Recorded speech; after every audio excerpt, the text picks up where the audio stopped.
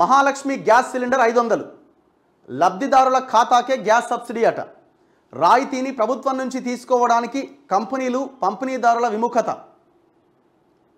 నగదు బదిలీ కన్నా నేరుగా 500కే సిలిండర్ ఇస్తేనే ఎక్కువ ప్రభావమని ప్రభుత్వ అభిప్రాయం. నగదు బదిలీ కన్నా బీపీఎల్ కుటుంబాలకు ఏటా 6 గ్యాస్ సిలిండర్లు 415 రూపాయల చొప్పున భరించబోతున్న సర్కార్ 64 లక్షల మందికి ఏటా 3,84,00,000 సిలిండర్లు, వాటికి ఇచ్చే సబ్సిడీ 1,594 కోట్లట. సో ఇది మహాలక్ష్మి పథకంలో భాగంగా ఈ 6 గ్యారంటీల్లో భాగంగా రేవంత్ రెడ్డి పార్టీ కాంగ్రెస్ ఇచ్చిన హామీ. సో ఆ హామీని నెరవేర్చడానికి ప్రయత్నం చేస్తున్నారట. సో దాన్ని ఎట్లా వేయాలి అన్న దాంట్లో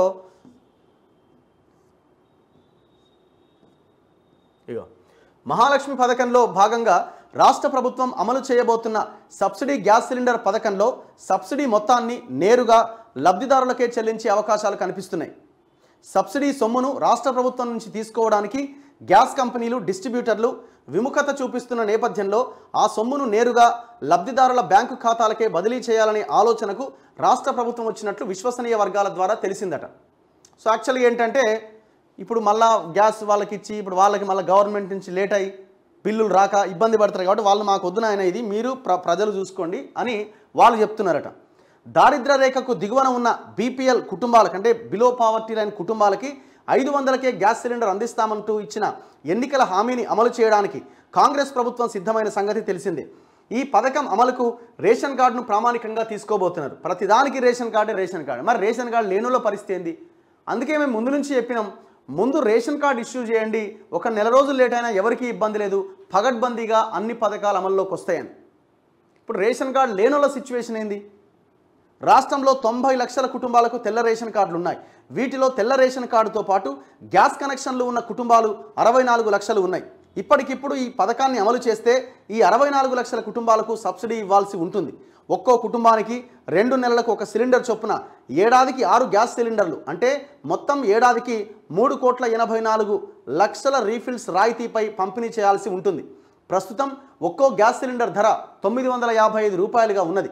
ఇందులో కేంద్ర ప్రభుత్వ సబ్సిడీ 40 రూపాయలు పోతే వినియోగదారుడు 915కు సిలిండర్ కొనుగోలు చేయాల్సి వస్తున్నది. రాష్ట్ర ప్రభుత్వం ఇదే సిలిండర్కు 500 రూపాయలు పంపిణీ చేయాలని నిర్ణయించింది. అంటే ఒక్కో సిలిండర్ పైన 415 రూపాయల చొప్పున భారాన్ని మోయాల్సి వస్తుంది. సబ్సిడీ కింద దాదాపు 1,594 కోట్లు ఇవ్వాలి. రాజస్థాన్లోను మొన్నటి వరకు రాజస్థాన్లో కాంగ్రెస్ ప్రభుత్వం అధికారంలో ఉన్నది. అక్కడ కూడా 500కే వంట గ్యాస్ సిలిండర్ పథకాన్ని అమలు చేశారు.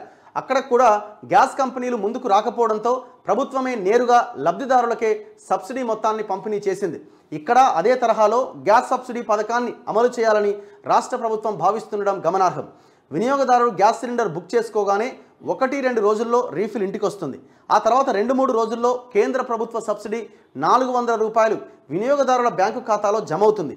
అదే పద్ధతిలో వినియోగదారుని బ్యాంకు ఖాతాకు తాము కూడా 5-6 రోజుల్లోనే సబ్సిడీ మొత్తం 415 రూపాయలు బదిలీ చేయాలనే ఆలోచనలో రాష్ట్ర సర్కారు ఉన్నట్లు విశ్వసనీయ వర్గాల ద్వారా తెలిసింది. అంటే మీరు సిలిండర్ బుక్ చేసుకోగానే పూర్తి అమౌంట్కి డబ్బులు కడతారు. కేంద్ర ప్రభుత్వ సబ్సిడీ అమౌంట్ మీ ఏదైతే బ్యాంకు ఖాతా లింక్ అయి ఉన్నదో ఆ ఖాతాలో పడుతుంది. ఎంత పడుతుంది? ఇప్పుడు 40 రూపాయలు 50 రూపాయలు ఎంతో పడుతుంది.